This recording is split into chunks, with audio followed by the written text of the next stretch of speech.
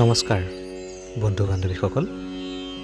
আজি আমি এই ভিডিঅ'টোত কেইটামান গীতাৰ বাণী অসমীয়াত আপোনালোকক শুনাবলৈ প্ৰয়াস কৰিছোঁ। আশা কৰোঁ এই গীতাৰ বাণীসমূহ আপোনালোকৰ নিশ্চয় ভাল লাগিব। গীতাৰ বাণী বা গীতাৰ ব্যাখ্যা বুলি ক'লে আপোনালোকে নিশ্চয় অনুমান কৰিব পাৰিছে বা আমি সকলোৱে খুব সহজতে অনুমান কৰিব পাৰোঁ যে কুৰুক্ষেত্ৰ মহাৰণৰ সময়ত অৰ্জুনক শ্ৰীকৃষ্ণই নিজৰ মতত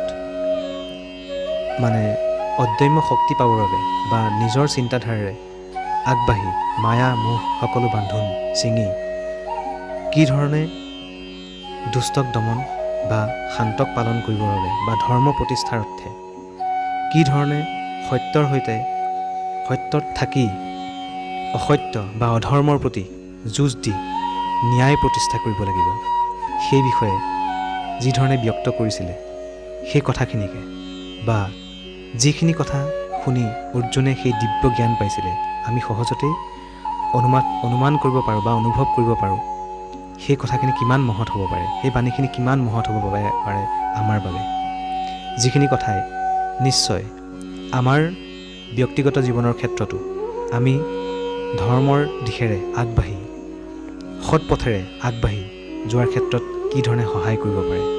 আহকচোন আমি তেনে বাণীসমূহৰ বিষয়ে কিছুমান আলোচনা কৰোঁ। যি ধৰণে গীতাত উল্লেখ আছে যে যিকোনো ব্যক্তি জীৱনত যি হ'ব বিচাৰে সেয়া হ'ব পাৰে যদি সেই ব্যক্তি সেই বিষয়ৰ ওপৰত চিন্তা কৰে। শ্ৰীকৃষ্ণই অৰ্জুনক কৈছিল, অকল মনেই মানুহৰ শত্ৰু বা মিত্ৰ হৈ থাকে। গতিকে নিজৰ মনটো আচলতে যিকোনো ক্ষেত্ৰত একমত হ'ব লাগে। আপুনি যদি সত্যৰ দিশেৰে গৈছে আপোনাৰ মনটো সদায় সত্যত থাকিব, আপুনি যদি অসত্যৰ দিশেৰে গৈছে আপোনাৰ মনটো সদায় অসত্যত থাকিব। গতিকে মনক জয় কৰিব পাৰিলেহে আপুনি শত্ৰুক জয় কৰিব পাৰিব। আকৌ শ্ৰীকৃষ্ণই কৈছে, জীৱনত না ভৱিষ্যত আছে না অতীত আছে, জীৱন অকল মুহূৰ্তৰ বাবেহে। অৰ্থাৎ মুহূৰ্তক অনুভৱ কৰাটোৱেই হ'ল জীৱন বা তাকেই জীৱন বুলি কোৱা হয়। গতিকে আমি ভৱিষ্যত বা অতীততকৈ আমি বৰ্তমানৰ ওপৰত অধিক গুৰুত্ব দিয়া উচিত।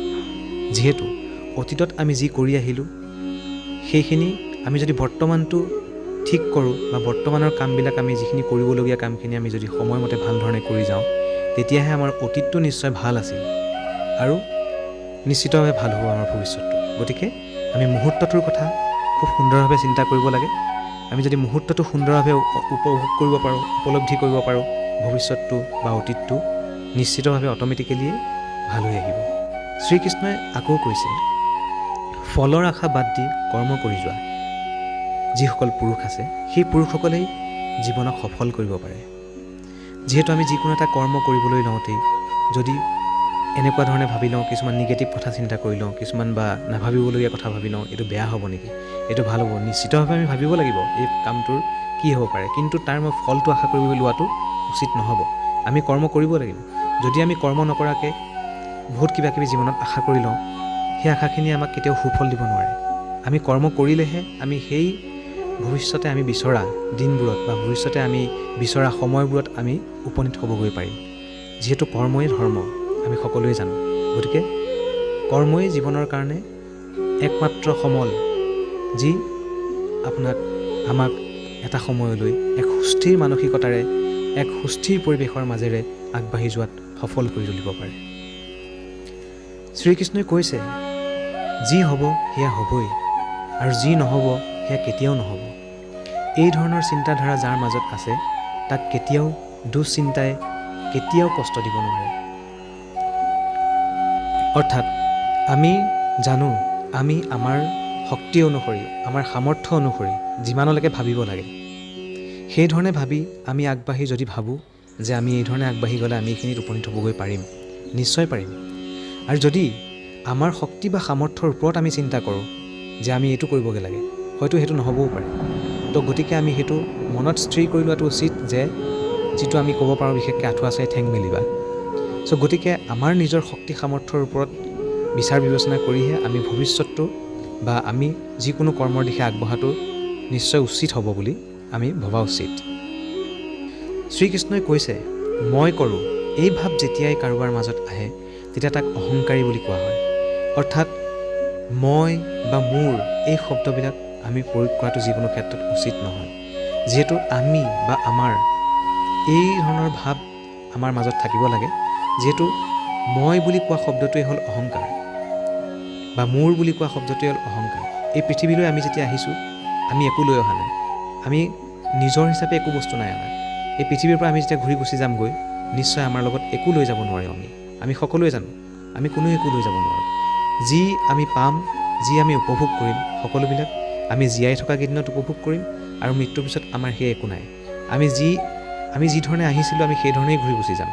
আমি একো লগত লৈ যাব নোৱাৰোঁ। আমি ধন সম্পত্তি ঐশ্বৰ্য বিভূতি আমি অত্যাধিক সম্পত্তিৰ অধিকাৰী হৈও আমি কোনো ধৰণৰ সম্পত্তি আমি লগত লৈ যাব নোৱাৰোঁ। আমি লৈ যাব পাৰিম একমাত্ৰ এটাই বস্তু, সেইটো হৈছে আমাৰ নাম বা খ্যাতি, যিটো আমি লগত লৈ নগ'লেও সকলোৰে মাজত বিস্তাৰিত হৈ থাকি যাব পাৰে যদি আমি সুকৰ্মৰে আমাৰ জীৱনটো পৰিচালিত কৰিব পাৰোঁ। আমি যদি সুকৰ্মৰে সৎ পথেৰে কাৰো একো অনিয়ম বা দুৰ্নীতি বা দুৰাচাৰ বা কাৰো প্ৰতি আমি অসন্মান নজনাই যদি আমি সন্মানেৰে আমি আমাৰ নিজৰ জীৱনটো খুব সুস্থিৰভাৱে পাৰ কৰিব পাৰোঁ নিশ্চয় আমাৰ নামটো সকলোৰে মাজত থাকি যাব যে এজন মহান ব্যক্তি আছিল। গতিকে আমি কেতিয়াও অহংকাৰী হোৱাটো উচিত নহয়। আমি অহংকাৰ মনোভাৱ মনত লৈ যিকোনো কাম কৰাটো কেতিয়াও উচিত নহয়। ভগৱান শ্ৰীকৃষ্ণই গীতাত কৈছে কৰ্ম কৰি যোৱা কিন্তু সেই কৰ্মৰ ফলৰ কাৰণে চিন্তা নকৰিবা।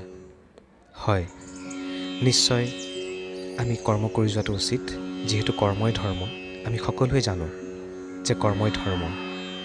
আমি সাময়িকভাৱে যিসমূহ কৰ্মৰ দ্বাৰা পৰিচালিত হওঁ পৰিৱেশ অনুপাতে, ক্ষণ অনুপাতে, আমাৰ বয়স অনুপাতে যিসমূহ কৰ্ম স্বতঃস্ফূৰ্তভাৱে আমাৰ সন্মুখত আহি পৰে নিশ্চিতভাৱে আমি সেই কৰ্মৰ মাজেৰেই আগবাঢ়ি যাব লাগিব। হয়, গতিকে আমি সেই কৰ্ম ফলৰ কথা চিন্তা নকৰি পেলাই কৰিব লাগিব। সুস্থ বা সবল কৰ্মৰ বাবে আমাক সুস্থ বা সবল মানসিক শক্তিৰ প্ৰয়োজন হ'ব। গতিকে আমাৰ মনটো সুস্থিৰ কৰি ল'ব লাগিব। সদায় সৎ পথেৰে বা সুচিন্তাৰে আগবাঢ়ি যোৱাৰ কথা আমি ভাবিব লাগিব। তেতিয়া নিশ্চয় আমাৰ কৰ্মসমূহো সৎ হ'ব। আৰু যদি আমি আমাৰ মনটোক নিজৰ তত্বাৱধানত ৰাখিব নোৱাৰোঁ বা অসৎ চিন্তাৰ ধাৰাৰ মাধ্যমেৰে আমি যদি পৰিচালিত হওঁ নিশ্চয় আমাৰ কৰ্মৰ ফলো বেয়াই হ'ব, সদায় অসৎ হ'ব। গতিকে সুচিন্তাৰে সুপৰিকল্পনাৰে আমি নিশ্চয় আমাৰ জীৱনৰ কৰ্মৰ মাজেৰে আমি আগবাঢ়ি যোৱাটো উচিত।